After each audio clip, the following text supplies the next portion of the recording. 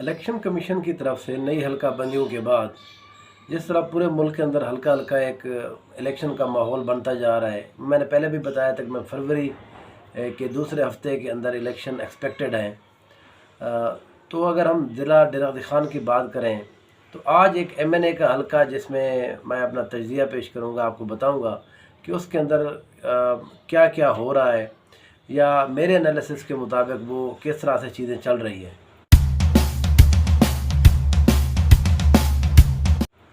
ये हल्का है तौसा शरीफ का। तौसा शरीफ पहले डेरा गाजी खान का एक तहसील थी। अब इस हल्का बंदियों के बाद से वो नया ज़िला बन गया है। तो वहाँ से जो लास्ट टाइम जो MNA मुंतखब हुए थे वो ख्वाजा शिराज महमूद साहब PTI के टिकट के ऊपर मुंतखब हुए थे। पिछली दफ़ा जो वहाँ से जो लूजिंग कैंडिडेट थे मीर बादशाह खान कैसरानी साहब थे। अब ख्वाजा शिराज को वहाँ पर बड़ी अच्छी एक सबका से वो इलेक्शन जीत गए थे। अब जो नई हल्का बंदियाँ हुई हैं, फिर उसके बाद से जिस तरह से उस्मान बुज़ार जो सबका CM है उसकी और ख्वाजा शिराज की आपस में अनबन हो गई है। फिर CM बुज़ार साहब जो है वो PTI को भी छोड़ चुके हैं।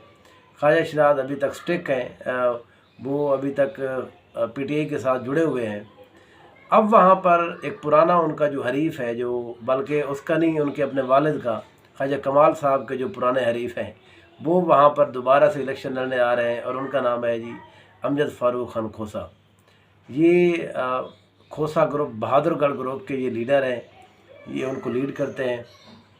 पिछली दफ़ा ये MNA मुंतखब हुए थे, ये तौसा शरीफ से पहले वाली जो सीट है, जो शाह सदरुद्दीन, आदिल पीर, शाहदुल इस साइड के जो सीट है, जहाँ पर इन्होंने तहरीक इंसाफ के बंदे को हराया था, वो जो सरदार जुल्फ़िकार खान खोसा है, जो इनके ट्राइबल चीफ हैं, उनको तकरीबन 126 वोटों से सिर्फ शिकस्त हुई थी।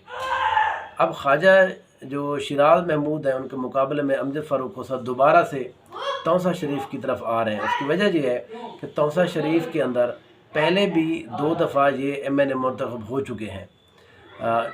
इसने इनके वालिद साहब को हराया हुआ है, फिर ख्वाजा शिराज साहब को एक दफ़ा इन्होंने 13 से 18 में हराया हुआ है। तो इसलिए इनका अच्छा खासा वहाँ पर एक असर व रसूख है, एक वोट बैंक है अमजद फ़ारूक खोसा का। फिर तरक्याती कामों के हवाले से पानी के ख़ुसूसन अगर हम बात की जाए तो पानी का जो इशू है वहाँ पर, उस हवाले से बड़ा ये मशहूर है जो सरदार अमजद फ़ारूक खान खोसा है। अब इस सीट की नई हल्का बंदियों के बाद से जिस तरह का अब माहौल हो चुका है वहाँ पर, अब विंग्स का बड़ा अहम किरदार होगा। देखना ये है कि मैंने जिस तरह पिछली दफ़ा बताया, ख्वाजा शिराज महमूद इस वक्त तक उनकी कोई विंग नहीं नज़र आ रही। वो किसी के साथ बाद में इल्हाक करते हैं, वो बाद की बात है। उनका अपना और PTI का वहाँ पर अच्छा खासा वोट बैंक है, तो वो उसको एक कॉन्फिडेंट है वो कि मुझे कुछ भी नहीं होगा। अमजद फ़ारूक खोसा जब वहाँ जाएंगे तो उनके अमजद फ़ारूक खोसा के पास 2-3 ऑप्शन हैं जिसको वो अवेल कर सकते हैं। पहला ख्वाजा साहब है, ख्वाजा निज़ामुल महमूद साहब। वो पिछली दफ़ा 2013 के इलेक्शन के अंदर यहाँ से मुंतखब भी हुए थे। फिर उसके बाद यहाँ अकरम खान जो मलगानी साहब हैं, वो भी इनके पुराने इत्तेहादी हैं, वो भी एक्सपेक्टेड हैं इनकी विंग बन जाएं, क्योंकि इस दफ़ा जो ज़्यादातर उनको जो नुकसान होता था वो पहाड़ के एरिया से वो ख़त्म हो गया है। ये एक्सपेक्टेड है इस सीट के ऊपर। फिर ये भी एक्सपेक्टेड है कि ख्वाजा दाऊद सुलेमानी, अगर ख्वाजा शिराज के साथ उनकी नहीं पैचअप होता तो ये भी एक्सपेक्टेड है ख्वाजा दाऊद सुलेमानी अमजद फ़ारूक खोसा की विंग बन सकते हैं। तो ये 3 एक्सपेक्टेड जो विंग्स हैं, एक अकरम खान मलगानी साहब, ख्वाजा दाऊद साहब और ख्वाजा निज़ाम महमूद, ये शहर वाली सीट से हैं। दूसरी विंग की बात करें जहाँ से मीर बादशाह खान कैसरानी होंगे, एक कैसरानी साहब एक और हैं जो हाफिज़ तैर कैसरानी साहब हैं, वो होंगे। फिर उसके बाद उस्मान बुज़ार साहब होंगे।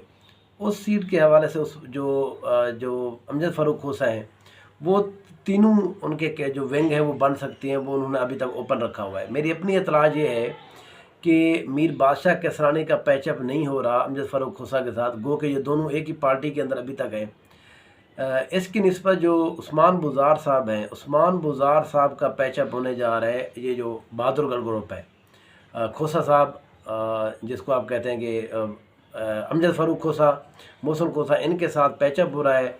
और वो दूसरे वाली जो आखिरी सीट है जो तुमन कैसरानी और तुमन कैसर बुज़ार के ऊपर इस दफ़ा बनी है, पूरी पहाड़ की सीट है कोहे सुलेमान की, ان کا پیچ اپ ہوتا بنتے جا رہا ہے۔ اچھا، اس کی تھوڑا سا ایک لاجیکل بات ایک اور بھی ہے، کیونکہ اگر ایک پہلے سیٹ ہے شاہ دلون کی، یہاں پر بہادر گڑھ گروپ کو بہت عرصے سے پرابلم رہا ہے۔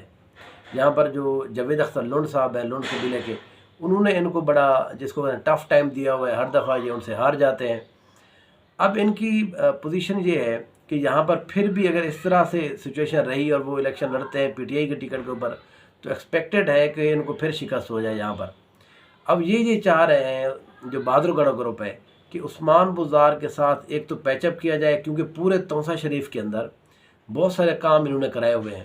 تو وہ جو پٹیاں لگی ہوئی ہیں، وہ جو بینر لگے ہوئے ہیں، یہ روڈ بنا ہوا ہے، یہ چیز ہے، یہ گلی گئی ہے، یہ چیز ہے، یہ عثمان بزدار کی ہے، لہذا اس کو کیا کہتے ہیں اپنے اس میں کنورٹ کیا جا سکے اپنے ووٹوں کے اندر۔ دوسرا یہ ہے کہ یہ جو شادلونڈ والی سیٹ ہے، یہاں پر بھی عثمان بزدار صاحب کا اثر و رسوخ موجود ہے، کیونکہ یہاں پر انہوں نے کچھ لوگوں کے بڑے پرسنل کام کیے ہیں، بڑے لوگ ان سے ملتے بھی رہے ہیں، تو ان کا ایک اثر و رسوخ ہے اس سیٹ کے اوپر بھی۔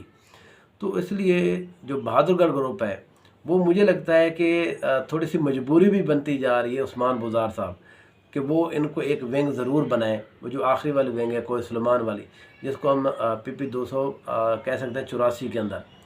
تو اگر اسی طرح سے سچویشن ہوگی، اگر ہم یہ ازیوم کر رہے ہیں کہ ایم این اے کا الیکشن جو ہے امجد فاروق کھوسا وہ توسہ شریف کی سیٹ سے پہ الیکشن لڑ رہے ہیں، ایک ونگ اس کی بنتی ہے اکرم خان بلغانی اور دوسری ان کی ونگ بنتی ہے عثمان بزدار صاحب، تو میرے خیال کے اندر یہ ایک خواجہ صاحب کے لیے ایک بہت بڑا دھچکا ہوگا، کیونکہ یہ سارے کے سارے لوگ بڑے پرانے سیاستدان ہیں، ان کا اثر و رسوخ ہے اس علاقے کے اندر، تو یہ خواجہ شیراز محمود کو ایم این اے کی سیٹ کے اوپر اچھا خاصا ٹف ٹائم ملے گا۔ ممکن ہے کہ وہ بعد میں جیت بھی جائیں، ابھی تک کے مطابق یہ ہے۔ اب خواجہ شیراز اس کے مقابلے میں آخر کانفیڈنٹ کیوں ہے؟ وہ دو ہی وجہ ہیں جس وجہ سے وہ ابھی تک کانفیڈنٹ ہے۔ پہلی بات تو یہ ہے کہ وہ یہ سمجھتے ہیں کہ تحریک انصاف کا جو ووٹر ہے وہ مجھے ہی ووٹ کرے گا، کیونکہ میں نے عمران خان صاحب کے ساتھ رہا ہوں، پچھلی دفعہ بھی انہی کا ایم این اے تھا، میں نے بغاوت نہیں کی، وہ لوگ جو بکے ہیں یا کسی اور صورت میں گئے ہیں وہ تبدیل ہوئے ہیں، وہ نہیں تبدیل ہوئے۔ تو جو تحریک انصاف کا ورکر ہے اس کا جو اعتماد ہے وہ ابھی تک خواجہ شیراز کے اوپر ہے، یہ خواجہ شیراز صاحب کو لگتا ہے ابھی تک۔ دوسری ایک اور وجہ جو خواجہ شیراز صاحب کے کانفیڈنٹ ہونے کی ہے وہ یہ ہے کہ جب سے یہ ضلع بنا ہے ضلع توسہ شریف، تو اس کا جو کریڈٹ ہے وہ ظاہر انہی کے سر جاتا ہے۔ انہوں نے بڑی کوشش کی ہے، بہت عرصے سے کوشش کرتے رہے ہیں، تو اب جب یہ بنا ہے تو انہی کے دور میں بنا ہے۔ تو خواجہ شیراز صاحب کے جو کانفیڈنٹ کی یہ دو چیزیں ہیں۔ اب ان کو کاؤنٹر کیسے کیا جاتا ہے؟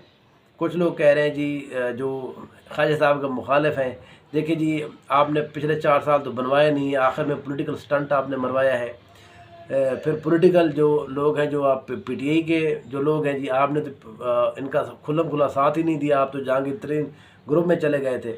لیکن یہ سارے کے سارے پولیٹیکل جس کو کہتے ہیں چونچلے ہیں۔ خواجہ شیراز صاحب ان دو وجوہات کی بنیاد پر الیکشن لڑیں گے، اور یہ ایک سالڈ ریزنز ہیں ان کو الیکشن کے اندر ایک مضبوط کینڈیڈیٹ ثابت کرنے کے لیے۔ تو اس سیٹ کے اوپر اگر امجد فاروق کھوسا جاتے ہیں تو ایک بہت انٹرسٹنگ مقابلہ ہوگا اور بڑا ٹف مقابلہ ہوگا۔ خواجہ شیراز صاحب جو ابھی تک اپنے آپ کو یہ سمجھ رہے تھے کہ بڑا آسان ہوگا، ویسا نہیں ہوگا۔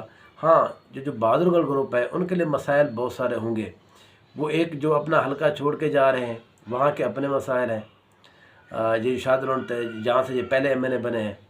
دوسرا ان کے ساتھ جو پارٹی تبدیلی ہے وہ ان کے ساتھ بڑا ایک ٹیگ لگا ہوا ہے۔ یہ ہمارے ہاں جو سردار ہیں نا، ان کو جب ٹیگ لگ جاتا ہے تو یہ بڑی ان کا اثر جو ہے نا وہ عوام کے اندر بڑا پینیٹریٹ کر جاتا ہے۔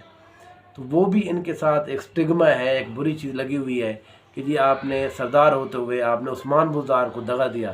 گو کہ عثمان بزدار کو بھی اس لیے اپنے ساتھ ملا رہے ہیں کہ تاکہ یہ جو سٹگما ہے یہ بھی ہم سے ذرا ہٹ جائے، دیکھیں جی ہم نے عثمان بزدار کو دغا نہیں دیا، ہم تو آج بھی عثمان بزدار کے ساتھ کھڑے ہوئے ہیں۔ تو بہرحال یہ جو ڈیولپمنٹس ہیں اس حلقے کے اندر یہ بڑی انٹرسٹنگ ہو رہی ہیں۔ مجھے لگتا ہے اگلے 10 سے 15 دن کے اندر یہاں پر ایک واضح تھوڑی سچویشن نظر آ جائے گی کہ یہاں پر کون سا گروپ ہے اور کدھر جا رہے ہیں۔ تو اس حوالے سے نئی جو انالیسس ہوگا، اگر نئی کوئی سچویشن تبدیل ہوتی ہے تو اس حوالے سے انشاءاللہ ہمارا ڈسکشن رہے گی. Thank you so much.